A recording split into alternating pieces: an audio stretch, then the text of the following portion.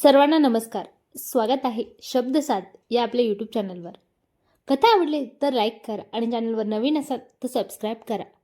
लग्नानंतरचे ते गोड दिवस भाग 1. एखाद्या मुलीचे लग्न झाल्यावर तिच्यासोबत काय होणार आहे याची तिला थोड्याफार प्रमाणात जाणीवही असतेच. हे तिला माहितीच असते, अर्थात हनीमून.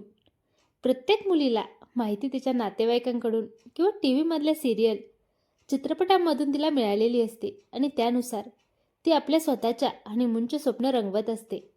जर ते स्वप्न पूर्ण करण्यामध्ये नवरदेव अयशस्वी ठरला तर मात्र संसारामध्ये रुळणे तिला आणि त्याला दोघांनाही फार कठीण जाते. ही कथा अगदी याच संबंधावर आधारित आहे. एका मुलीचे स्वप्न आणि ते स्वप्न पूर्ण करत असताना नवरदेव मुलाची झालेली धावपळ मी या कथेमधून मांडण्याचा प्रयत्न केलेला आहे. कधीकधी आपण लग्नच कशाला केले असे नवरदेव आणि नवरी दोघांना वाटायला लागू लागते. तर कधीकधी बरे झाले आपण याच्याशीच किंवा तिच्याशीच लग्न केले. या कथेतील पात्रांचा कोणत्याही व्यक्तीशी किंवा घटनेशी संबंध नाही. आला तर तो निव्वळ योगायोग समजावा. ही कथा पूर्णपणे काल्पनिक आहे. प्रिया आणि प्रियांश यांचे लग्न होऊन साधारण 5 दिवस होऊन गेलेले होते. पहिला दिवस तर लग्नात, दुसरा दिवस सत्यनारायण, तिसरा दिवस कुलदेवतेची आराधना, चौथा दिवस आलेल्या बहिणींना आणि जावयांना निरोप देण्याचा आणि 5वा दिवस होता घरातील संपलेला किराणा भरण्याचा. प्रियांशने फक्त 15 दिवसाची सुट्टी घेतलेली होती. त्यानंतर मात्र त्याला आपल्या नोकरीच्या ठिकाणी जावे लागणार होते. तो एका आश्रमशाळेमध्ये शिक्षकाची नोकरी करत होता, त्यामुळे त्याला तिथे जाऊन राहणे भाग होते. आश्रमशाळा ही नेहमी एका खेड्या गावामध्ये असते. अशा गावामध्ये नव्या नवरीला नेणे शक्य नव्हते, त्यामुळे त्याला काही दिवसांसाठी ये जा करावी लागणार होती. लग्नाला 6 दिवस होऊन गेलेले होते, तरी सुद्धा प्रियांशने अजून प्रियाला चांगली बघितली सुद्धा नव्हती. कारण घरातील गोंधळ, घरातील सर्वांनाच मान देणे आणि मोठ्या बहिणी असल्यामुळे घरामध्ये बहिणी, त्यांची मुलं, जावई असताना बायकोला घेऊन त्याने बाहेर जाणं शोभत सुद्धा नव्हतं. आता काय लग्न झालेलं आहे, बायको आपल्या जवळच राहणार आहे, मग घाई कशाला करायची असे त्याच्या मनात आले. आणि निवांत वेळ घेऊया, काही कुठे आपल्याला जायचे नाही असे मनातल्या मनात विचार करत होता. तरी सुद्धा दुपारी जेवण झाल्यानंतर साधारण 12 वाजता आई नेहमीप्रमाणे दारी ओट्यावर बसायची. अशा वेळेस प्रिया घरामध्ये एकटी आपल्या खोलीमध्ये बसायला जायची.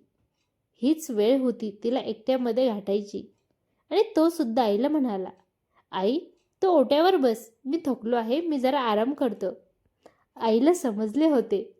आई अलगद हसली आणि काही न बोलता तोंडाला पदर लावत आपले हसू लपवत बाहेर निघून गेली.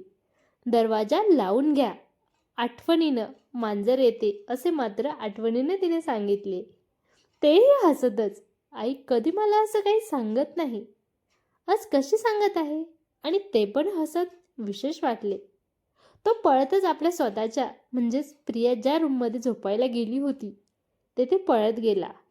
बघतो तर प्रिया आपल्या खोलीमध्ये कॉटवर झोपलेली, परंतु आपल्या आई वडिलांची आठवण येत असल्यामुळे रडत होती. रोमॅन्टिक झालेल्या प्रियांचे अचानक तिचे अश्रू बघितले आणि रोमॅन्स कधीच त्याचा बाहेर निघून गेला. तो तिला लहान बाळाला समजावतो तशा पद्धतीने समजावू लागला. ठीक आहे, रडू नको, उद्या मी तुला तुझ्या आई वडिलांच्या घरी घेऊन जातो, भेटून येऊ, वाटले तर तू तिथे 1-2 दिवस राहू सुद्धा शकते असे तो तिला सांगू लागला. सांगत असताना तो तिच्या केसावरून, गालावरून, पूर्ण शरीरावरून हात फिरवू लागला. जवळजवळ वयाची 28 वर्ष त्याने कधीही कोणत्याही मुलीला, स्त्रीला कधी हात लावला नव्हता. साहजिक आहे, जेव्हा तो प्रियाला हात लावत होता तेव्हा त्याच्या भावना उंचंबळून आलेल्या होत्या. लवकरात लवकर हिला आपल्या मिठीत घ्यावे असे त्याला वाटत होते, परंतु ती रडत असताना असे करणे शोभत नाही याचे भान त्याला होते. थोड्या वेळाने प्रियाचे रडणे थांबले आणि ती प्रियांशकडे बघू लागली. त्याने तिला विचारले, काय झालं, अशी काय बघत आहे माझ्याकडे? काही नाही, सहज. तुम्हाला एक विचारू? लग्नानंतर नेहमी मुलगीच सासरी का जाते?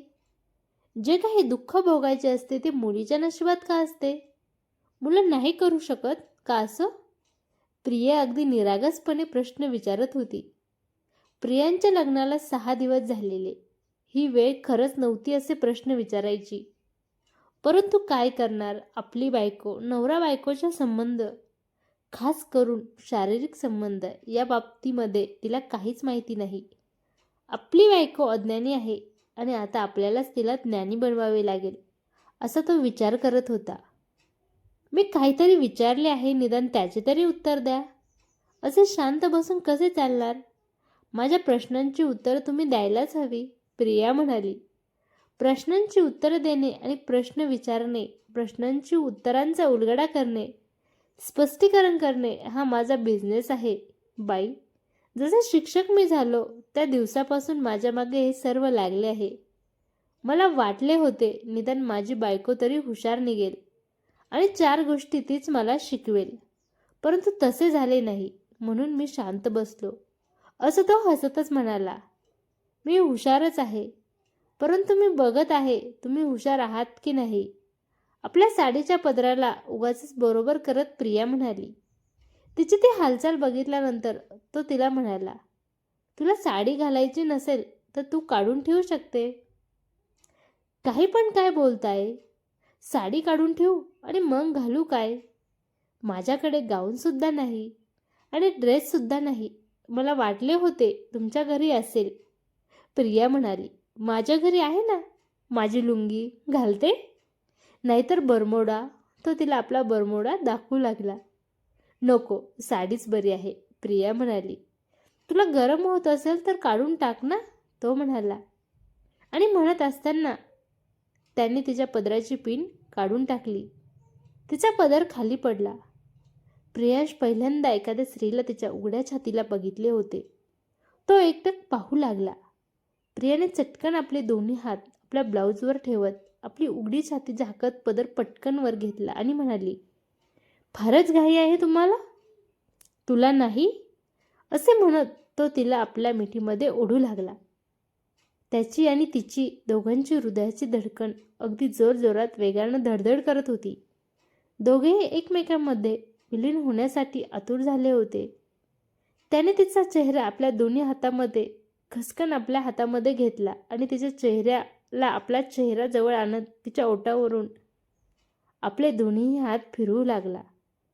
किती लुसलुशीत आहे तुझी त्वचा, तुझे डोळे, तुझे केस, असे म्हणत असताना तो तिच्या चेहऱ्यावरून, तिच्या गालावरून, तिच्या केसावरून तिच्या गळ्याला हात लावू लागला. मला कसे तरी होत आहे, सोडा ना प्लीज. आई बाहेरच बसलेल्या आहेत, मला लाज वाटते, ती त्याचा हात खाली झटकत म्हणाली. त्याने आश्चर्याने तिच्याकडे बघितले आणि म्हणाला, अगं मी तुला पकडलंच नाही, मी फक्त हात लावतोय, तेवढ्यानं काही होत नाही. आणि जर मी खरोखर, एवढं बोलल्याच्या आतच तिने तिचा हात त्याच्या ओठावर ठेवला आणि त्याला गप्प केले. त्याने पटकन तिचा हात धरला. किती मऊ लुसलुशीत आहे. तिची बोटं लांब आणि हातावर मेहंदी. नको या मेहंदीमध्ये माझं नाव लिहिलं आहे का पाहायला, असे तो तिला विचारतच तिची मेहंदी बघू लागला. बाप रे, किती बारीक मेहंदी काढली आहे. मेहंदी काढत असताना तुला खूप त्रास झाला असेल ना, खूप वेळ लागला असेल. काय गरज होती एवढं सगळं काही करण्याची? साधी छोटीशी काढली असती तरी चालली असती, असे तो म्हणत होता. जो त्रास झाला तो मला झाला, तुम्हाला थोडीच झाला. आणि ही मेहंदी मी तुमच्यासाठी काढली नाही, ही मेहंदी मी माझ्यासाठी काढली आहे, मला आवडते, असे म्हणत ती त्याला दाखवू लागली. बघा किती काढली आहे, किती इथून तर इथपर्यंत. आणि असे करत असताना तिने हळूच पुन्हा आपला हात त्याच्या हातात देतात त्याला वर दंडापर्यंत दाखवू लागली. तिच्या वागण्या बोलण्यामध्ये निरागसता होती, परंतु त्याच्या मात्र नव्हती. त्याने तिच्या हातावरून आपला हात फिरवत असताना आता हळूहळू तो तिचे हात दाबू लागला आणि दाबत दाबत तो तिच्या दंडापर्यंत आपला हात घेऊन गेला. हळूहळू त्याने आपले हात तिच्या दोन्ही खांद्यावर ठेवले आणि हळूहळू तो तिच्या खांद्यांना दाबू लागला. तिने डोळे गच्च बंद केले. खांद्यावरचा हात त्याने हळूच तिच्या उघड्या कमरेवर, तिचे गरम पोट, तिची अतिशय नरम कातडी, त्या पोटावरून हळूहळू तो हात फिरवू लागला. त्याने तिला अलगद उचलली आणि आपल्या मांडीवर ठेवली. तिच्या पोटावरून हात फिरवत असताना हळूहळू त्याने आपले हात तिच्या दोन्ही स्तनावर ठेवले. तेवढ्यात आई जोरात आवाज देत म्हणाली, "प्रिया, तुझे बाबा आले ग, बाहेर ये." प्रियाने स्वतःला त्याच्या मिठीतून सोडवले आणि तशीच ती बाहेर पळत गेली. कशी वाटली कथा कमेंट करून नक्की सांगा. आवडली तर लाईक करा आणि चॅनलवर नवीन असाल तर सबस्क्राईब करा. धन्यवाद.